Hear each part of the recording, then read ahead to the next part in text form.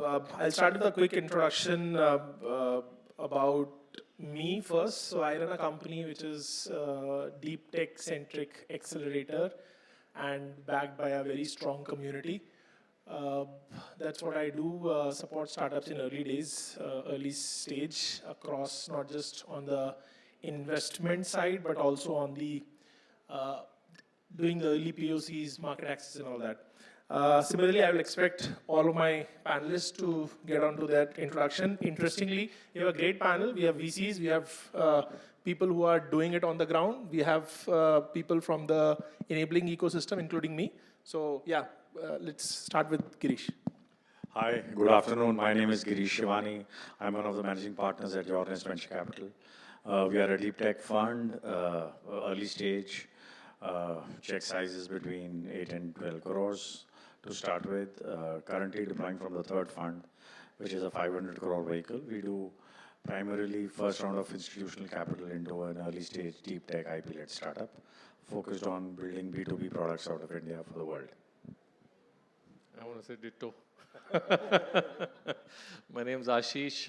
I run GrowX Ventures. We're also in B2B deep tech focused early stage fund. We deploy across two stages. One is seed stage, the other is Series B. Have a preference for founders or companies working on the deeper end of technology. Think areas like space, robotics, semiconductors, defense now, and multiple similar themes. Yeah. Hi, my name is Nitin Sethi. We've just launched a venture studio. I'm gonna ask both of these gentlemen for some money now. Previously, I've done Adani Digital Labs as their founding CEO and Indigo as their digital founder. 25 years in startup ecosystem. Hi everyone, my name is Harshdeep Singh and I'm representing AWE Funds today. We are an early stage venture capital fund, usually invest during the Series A and pre-Series A stage. Check sizes around 4 to 5 crores for the initial one, and then try to follow it up if the appetite is more, up to 20 crores. When it comes to sectors like deep tech, we would take a lower bet. Depending on our risk appetite, we would go as low as 1 crore to get into the cap table.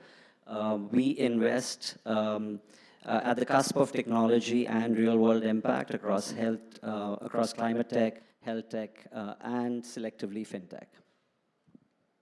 Hi, my name is Tanul Mishra, and I'm founder and CEO of Aphthonia Labs. We're a fintech-focused incubator. We come in at different stages. Sometimes if you're a super kick-ass founder, then we come in even at idea stage. And we onboard through the year. The whole idea is to go narrow and deep in fintech, so no niches there. So if it's lending, payments, inheritance management, B2B, subsidies, we focus on everything. Thank you, people. So Nitin, I want to start with you because I see a lot of. I'm sure beyond the founders, there are, because we are sitting in an academic campus, so there would be people who are in their academics and maybe looking for doing something of their own. So people would have easily, frequently people are hearing about incubators, accelerators, then funds and all that. But what is Venture Studio? Can you help them understand where do you fit into the overall life cycle of the idea? You can, from an analogy perspective, you can imagine it like a digital factory, idea factory. So the Venture Studio works on 3 parts. One, of course, capability building. Let's say there's a legacy business. We help businesses build the capability on the talent, on the blueprinting, and of course, build and ship. Either you build and maintain or you build and ship. Second, of course, Series A onwards or SME on their growth hacking till the IPO journey. And then, of course, the third one is IP creation, what the ma'am just mentioned. So that team we have is basically travel focus. We have done largest OTA, largest airports, largest airline. So we will gonna touch the B2B space. So interestingly, there are 7 travel players. All 7 players are milking money. All are highly profitable. Everyone have, so very specific, area. So there are venture studios which are across categories, and there are venture studios which are very specific. So a digital factory which, let's say, produce ACs, so a specific part for a category. So which means you're more of a co-founder. We are co-creator. So let's Yes. say a venture studio will own a piece, the entrepreneur in residence, founding CEO will own a piece, and of course a strategic partner like them will own a piece. So you three parties co-create something for a market with much deeper understanding and execution. Thank you, Nitin. So now moving on to Girish and Ashish, to both of you. Emerging technologies slash deep tech is one of the most jazzy word these days. How challenging it is for you as a VC to address these technologies, and then comes the founders, because I know that and we also operate a lot with the similar founders. The body language of a deep tech founder is very different from any other. Quote unquote, but that's what my experience is, and your take on this. So I think at the stage at which we come in, it is more about the founder. Technology is at best a differentiator, if not an enabler. But if you in this room were to take a poll and ask what is deep tech, you might get 50 different answers. It is very important to internalize what you yourself mean by deep tech. In our parlance, deep tech has two legs. One is this entire hardware leg around sensors, wearables, robotics, industrial IoT, semiconductors, etc. And then on the software side, cutting edge technologies like genomics, artificial intelligence, digital distributed ledger technologies, etc. And as long as it's an amalgamation of one or more of these core technologies, we are happy to look at it. But to do that, internally, out of the 4 general partners and 4 venture partners that we have, 2 general partners and 2 venture partners are basically technology people, which means we were operators, we were builders. One of my partners is a gentleman called Dr. Vivek Mansingh, who has 6 patents to his name, published 100+ research papers, worked with, sold to hardware companies in the Valley, so that kind of pedigree. One of my venture partners, Ranjit Shetty, is a practicing CTO who's working very closely with artificial intelligence and DLT and stuff like that. So therefore, for us to, once the founder is kind of passes the muster, then the next thing that you look at is what is the kind of product, what is the intellectual property he's creating, what is the moat he's creating around it. And once that is done, that kind of moves the needle for us. So to understand the founder and the product and how it is differentiated become the keystone of any decision that we would take. Ashish, I don't want to hear ditto from you this time. I think, let me just start with saying that, like Girish mentioned, the definition of deep tech varies from person to person, individual to individual you speak with, even firm to firm, right? Even within firms, the definition has evolved over a period of time. So when we started investing, B2B has been a focus area for the longest time, maybe now 8-9 years.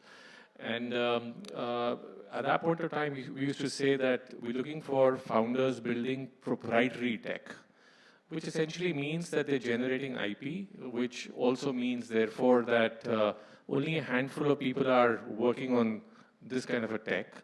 And we were, at that point of time, agnostic between hardware and software. Yeah. A couple of years later, I kind of realized that, that definitely works, but obviously there's more to it. And what opened my perspective, I'll tell you a story. I was in Israel. Israel is where, this really cutting edge tech which happens, right? So this is my day 1, hour 1, first 10 minutes, talking to investors, entrepreneurs. And I'm introducing GrowX, and we're saying we do deep tech. And then I just started talking to people. I very quickly realized that our definition of deep tech can't even be considered as shallow tech. I was getting excited in 2016 when I invested in a drones company. And at that point of time, or 2017, they're saying drones great, but look at what we built. I said, what is this? This is counter drone, perimeter control. What if drones are attacking? And I said, we've not even started working on drones. What are you talking about protecting your lay of the land, right? And over the years, therefore, our definition has changed, right? And To your point, is the body language different? Is the deep tech founder different? Absolutely, it is.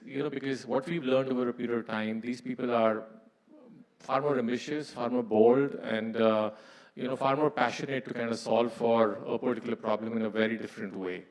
These are, true missionaries. If you were to put missionary and mercenary as two founder profiles at a broad level, these are true missionaries who kind of excited about as to how, if they solve for this, the world will be better tomorrow, right? And that trait comes out very, very clearly. They aren't transactional, yeah? And, sometimes they may not even have a roadmap that, this first year, this is what's going to happen. Second year, this is what's going to happen. They're saying we'll see as to how it is, but deep inside, they know they can solve for it, right? So we made a very recent investment in a company called Armory, counter drones. Finally, we did that last year. And I'm sitting with the founder, and I said, there are so many established public sector companies, listed companies, large behemoths, they're doing it. They've not been able to do it, what you're saying, you will do it. Aap kaise kar loge? Kehta, main kar lunga. In such a relaxed sort of a way he said that. And that kind of gave you the sense of confidence. It wasn't arrogance, right? It was confidence and it was belief in yourself. So you were self-aware. Therefore, that, yes, we can build this. I may not have done this before, but my mind is tuned to kind of solving for that problem, right? So, yes, they're tuned differently, and you can find those traits dealing with deep tech founder versus, any other chasing a transactional problem or a, slightly more achievable sort of a startup. Thank you. And I want to share a story out of it. 2018, in my previous role, I used to be part of NASSCOM. So NASSCOM, we used to support a lot of deep tech companies. In 2018, I was roaming around the corners in city called Tokyo with one of the founder of a company called Skyroot. And they were raising $500,000 then. And trust me, I was just taking him to the different corporate houses, CVCs, without having any internal conviction, क्योंकि मुझे लगता था यार इसरो करता है ये काम, तुम 4 लोगों की टीम है, तुम क्या कर रहे हो? But because he is an IIT Kharagpur guy, NASSCOM has told me to support him, so I was doing everything without having an internal conviction. But today, when I look back, see the conviction. Where is Skyroot today? What they have achieved? Right. If you have an opportunity to go to Hyderabad, go to the manufacturing place, see what they build. Same for some of the other space tech companies or other sectors. We have a portfolio company called Pixel. We invested in them when they were in 4th year of college. So these are 20-year-old, 21-year-old, and they said they want to build a constellation of nanosatellites powered with hyperspectral imagery. We asked them the question, has anyone ever done this before? They said no. We asked them the obvious question, why haven't people attempted to do this before for whatever reason? But now fast forward 6 years today, they're the first company in the world to have a constellation offering hyperspectral imagery. They're the first Indian private company to have a constellation of satellites. In 6 years, these young, talented founders, they've kind of created something which is first of a kind, not for India, for the world, right? So, and this is not one, there are many such examples doing the rounds, and there'll be 10x, 100x more which will come, thanks to the work you're doing and the others, in India. Yeah. And that's why the body language of a deep tech founder is very different from anyone else. That's why I said, okay. So both of you have been investing in deep tech, and I know both of you for the last 10 years at least now. Harshdeep, you were talking about that now you are trying to make investments in deep tech. What challenges do you as a person see now when the deep tech ecosystem, I think, is fairly evolved, at least in the last 5 years? Significantly, I'll not call it fairly, but significantly evolved. What challenges still a VC like you still see in the ecosystem? Well, I think while I'll kind of talk about a few problems, I'm pretty much sure that these problems are fairly common across the VC network as well. It's essentially, the biggest issue that we have is from a mindset perspective, we are used to investing in companies which have profit with purpose. And here it doesn't work that way, right? You have to invest for growth. You have to give a lot of patient capital much before that to let them build. And the challenges that I'm facing is every time I look at a deep tech company and there are different stages of TRLs, I mean, how do you give comfort to your own mind that this will work? And obviously, we have to rely on technical experts. Girish mentioned, we also at AWE Funds have domain specialists, which we call as our leadership council. So we have people from IBM, LinkedIn, large corporates in the US. We are a US India fund. So we have a lot of domain specialists residing in the US who help us with the technical due diligence.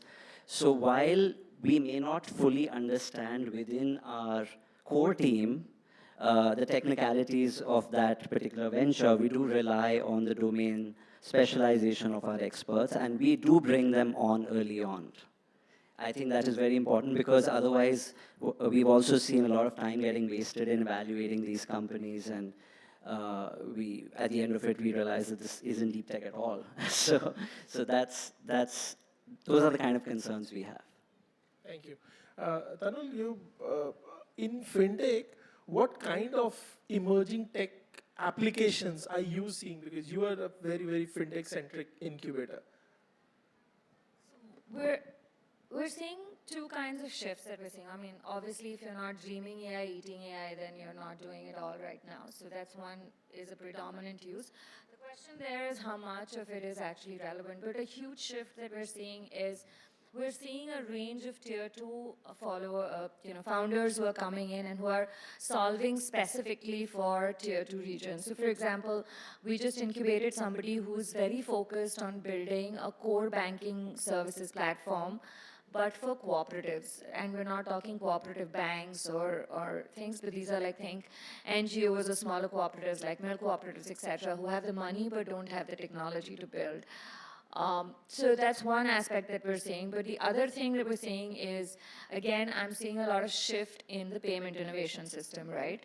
We're seeing founders talking about biometric authentication. We're trying to see founders who are actually coming to us and saying, even if there is no network, we're going to try and solve for that challenge. So there's a lot of experimentation which is happening in that space. The way we're approaching it and saying it is, if it's not a real problem right now, then we're going to take a pause, because the question we ask is, why would somebody pay money for this, right? And that's how we're approaching the problem in this area. Thank you.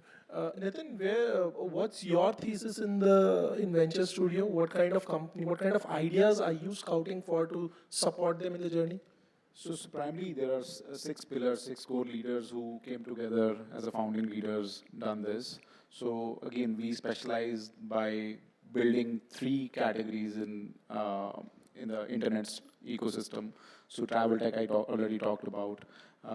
We believe that B2B2C is a larger play, because in value-centric consumer ecosystem like India, the CAC is very important. Anybody who solved CAC is really doing good, whether it's B2B, B2C, and that's the segment we understand it very well. And the whole commerce, along with fintech, what she said, is backbone for Indian economy. Anybody who'll solve for tier 2, tier 3, the real Bharat will gonna win, because everybody mainly like to be in the center and solve for 4, 5, 6 top cities. That is only 10-15% of India. The major margin is on the long tail. And I believe there is a lot to be done, because in terms of solving the core use cases, there is still much more required, minus the technology, because a lot of people say tech is a differentiator. Trust me, tech is not a differentiator. Anybody who understands the use case, the customer cohort, the pain point, and then trying to solve it, is going to win and have an edge over it. For that, what he said, you need subject matter expert, you need somebody who understands that pain. Let's say, an analogy of a hospital. Without scanning, how can I treat him? I can't just give him Crocin, right, for every damn thing. I need to figure it out, that what is the problem, and then solve for it. So subject matter experts with consumer understanding is the differentiator. That's how we follow it. So 3-4 key themes we're gonna focus on. Yeah, that's what I also believe, that for a product, tech might be the differentiator, but when it comes to business, I might be wrong, but I think GTM is the differentiator. Dhanda boss ultimately, right? So if you're not able to create value, right? Let's say even patient capital, 5 years, 10 years, boss, ROI chahiye na uske baad. Girish, what's your next bet? What are the next thing I want to hear from all of you is, what are the 3 bets preferred bets you want to take in the next 1 year? So we are actually very seriously evolving quantum technologies as one bet that we want to take, whether it is quantum encryption, quantum mechanic, entanglement, crypto cooling, whatever else it is. So that's one piece. Genomics is the other place where we are trying to build a thesis, including areas like drug discovery. We think with AI coming in, the path to market for newer drugs, personalized medication, etc., is going to get accelerated. So that's the second one. The third thing that we are looking for is essentially a cyber security play, which will make sure that whether you are in a classic compute or a quantum compute play, how do you manage data access,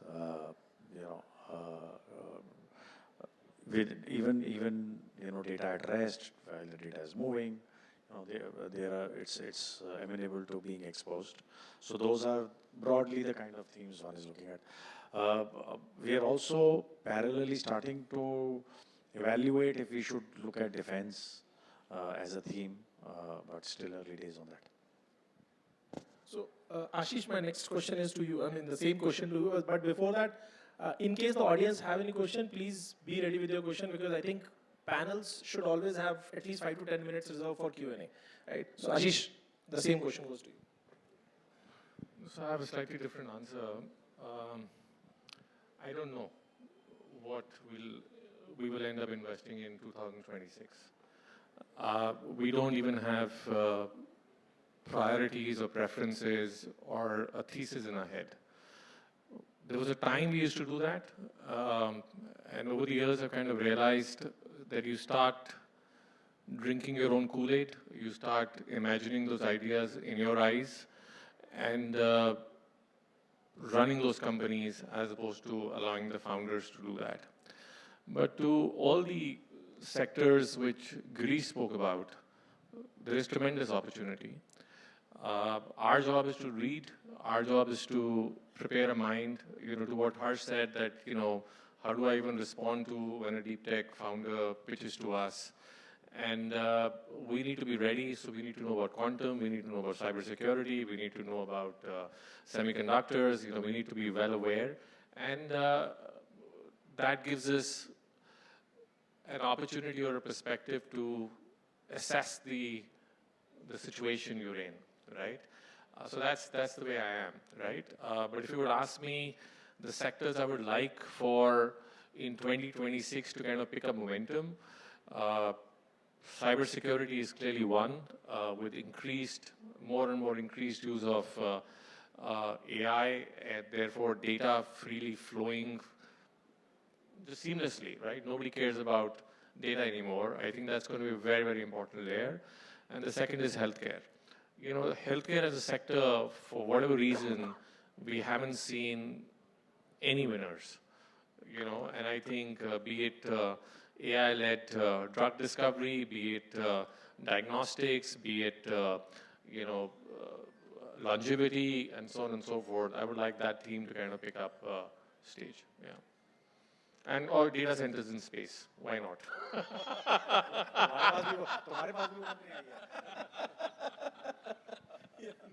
Yeah. So experiential travel for sure. The second would be something which gives the power back to the customer on his eyeballs, his privacy, his data. So why should I pay Amazon Prime? Rather, if I'm watching, I should get some payout. Something on that sort which creates value. Again, Indian core. And the third would definitely value chain, roti kapda makan, right? So agri-tech, anything which can produce yield, can cut middlemen. I believe there is a large play. We have cracked the logistics, but the cold storage and the core agri-tech is still a lot to be done. Yeah, I wouldn't want to silo myself as well with any three specific segments. My answer would be an amalgamation of all the points that the gentleman made. So at AWE Funds, we care about three things. We care about our health, we care about our planet, We care about technology which improves both health and planet. So obviously health is part of what we kind of explore on a daily basis. Climate is big on the agenda, and we're talking about conventional things, air, water, energy. It's very difficult to pinpoint on specific aspects of it. Going back to what was discussed, we really like backing the founder first and the conviction of the idea that the founder has. Once we have that in place, I think we see the inefficiencies in the segment and we capture that segment and we bet on that segment. I think that's the way we think of it. We don't want to silo ourselves with that specific segment and learn about it. We do it opportunistically, frankly speaking. But since you're kind of pushing us to say a few things, then I would say robotics, data centers, they're pretty much in our agenda and something that we look at. Use cases are in agri, in logistics, in marine, very interesting spaces to be in. I'm just going back, adding what he said to my answer. So it's been hard for us to define fintech or techfin. I usually deglamorize and say any technology that solves financial ops. So we've been very open, but a couple of sectors that we're excited about is insurance in India. We think insurance and insurtech has still not been touched upon. There's a lot that can and needs to be done in that space. Fraud, risk, and compliance we see as something that's going to really off-take. Because everyone's going digital. India has a tendency to skip generations. We moved with very little landlines to mobile phone in everyone's hands. So we feel that that puts the larger population in a very vulnerable space. So anyone who's solving for that, we're excited about that. And the third thing that sort of we're excited about is people who are going to look at ethical use of AI in financial space, because I think that's going to be very, very critical even to keep the sector and the growth together. So those are the three that we're excited about. I'm surprised none of you actually mentioned energy sector. That's what I was saying. So two sectors that I missed out. I said land, air, and energy. One was hydrogen. So gray, green, blue was one that came to my mind after I stopped speaking. And there was one more which I again forgot. Air, water, and energy. I said that. Okay. Do you have questions? Yeah, please. I can give you the mic. Hello. Good afternoon, everyone. My name is Rohit Nagpal. So we have a product in productivity and workplace improvement. So question to all of you was, you were talking about deep tech and how, and the tech is evolving very, very fast. So you said that we can do dhanda, if you have an SME. But there are other SMEs as well. And if you develop a product, and since the technology is evolving so fast, if something has been developed in 2 years, can be developed in 6 months. And specifically in deep tech, if you do something in AI, in 2 years, I'm sure it can be done in less than 6 months after 2 years. So when you are investing, how do you look at this phenomenon? Because you also want to ensure that your investment is safe. And what is that kind of, suggestions or tips that you would like to give founders so that they can also protect themselves and their products? Thank you. I'll just start and others can chime in. I think the first thing I want to say is that technology is never the moat, right? So, technology is the starting point that's allowing you to kind of put a product in the hands of your customers or clients, right? The real differentiation of the moat of any business is, be it GTM, be it distribution, be it the quality of the problem that you're solving for. What we're trying to assess when we're investing in companies is that how do we make sure our founders get a head start? If they get 1 year advantage, 2 year advantage, 3 year advantage over others, the whole idea is to get to maintain that leadership. If you're able to maintain that leadership, you'll open newer markets, you will go deeper with your existing clients and therefore build a solid business, right? There's nothing in the world that your team is doing which others can't. They can, I'm sure. But is that their priority? We don't know. You know, do they have the right resources, the mindset to kind of do it in the manner that you can do it? We don't know, right? The idea is to kind of take that opportunity, make use of it, keep building, keep building, keep building, and you know, delivering to the best of your capabilities. Yeah. So for us, intellectual property is extremely important. You know, today across the 35 active companies we have in the portfolio, we would have about 110 odd patents filed and granted. You know, so that's how sharply we are focused on intellectual property. So if you're creating something, does the law allow you to protect that as your intellectual property? Is something that one should look at. And specifically in the software world, it is not easy to do, and therefore some element of hardware needs to be brought in. But that's a good way to, you know, protect what you're doing. Don't want to repeat. Very well made points. What I would say is that further to what Ashish mentioned, it's about the first mover advantage. It's about opening up doors for your portfolio company in the manner you envisioned and execute on it. So if you feel that they need help on go-to-market, then you open those doors for them. If you believe that they need engineering support, then you need to open doors for them. So those are the things in which you can be better than others. From a deal structure perspective, since we are kind of also very flexible in terms of our bite size, we start at 1 crore onwards. We try to kind of do it in a manner that milestones are achieved and then you release the next round of funding.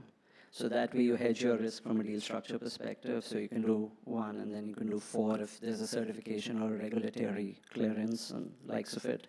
So if you've reached and advanced in certain TRL levels, then obviously the financial capital becomes more available to you, and therefore you back the winners, right? So that's pretty much it. So I'm Dolly Bazin. This question is addressed to Nitin. Kudos to you to really start a venture studio. I've been trying to do that for some time and I haven't had the courage to do it, especially in India, because the offtake, people don't understand it very well. I would like to know if sustainable tourism is somewhere in your anvil. Are you looking at sustainable tourism? Because that's something that's going to be one of the major areas in terms of sustainability. That's the focus of my venture studio that I plan to set up. If sustainable tourism has a place in your school of thoughts. And the second is, how are you really looking at offsetting the kind of carbon footprint that you have in travel and tourism, especially when the world is really, transport is one of the major areas of the negative impact on the environment. So sustainable tourism offers an opportunity, but is there somebody working on, and those are the startups that I've been really mentoring and trying to see how we could really offset. So first of all, thanks for the wishes and support, and we know each other from long. So most welcome to come and join hands, absolutely.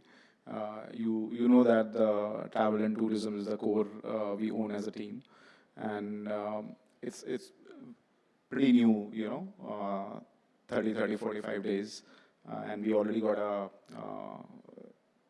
seed backer. We got close to 20 odd CR for a venture studio to have the lights on for 2 years. We have not picked the micro themes, but absolutely, whether it's medical tourism, whether it's religious tourism or sustainable tourism, these are some of the themes, but we have not actually pinned down. It's a great idea and it's a noble idea if somebody can crack and do it and support it at scale. Incidentally, in 2006, I won an international award for this sustainable tourism from MasterCard, top 20 women innovators in travel and tourism. Fantastic. So that's something that I want to really pursue as a business now. It hasn't been a business. I was just building the building blocks for the entire country, and I take a lot of pride that most of my work has been awarded internationally.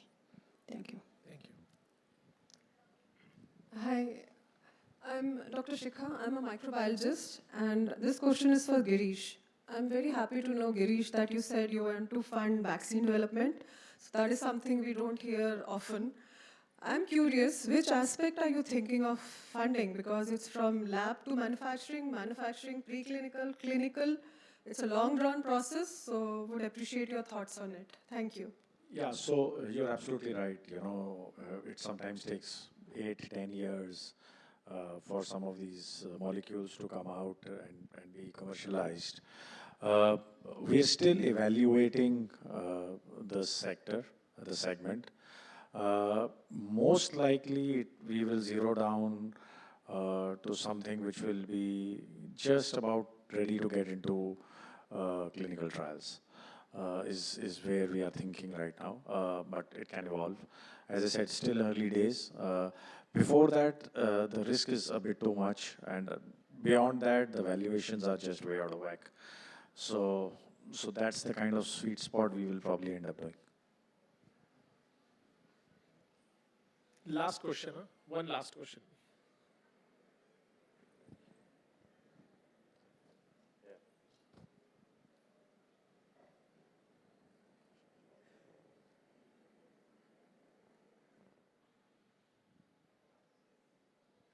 Hi, this question is to Nitin actually.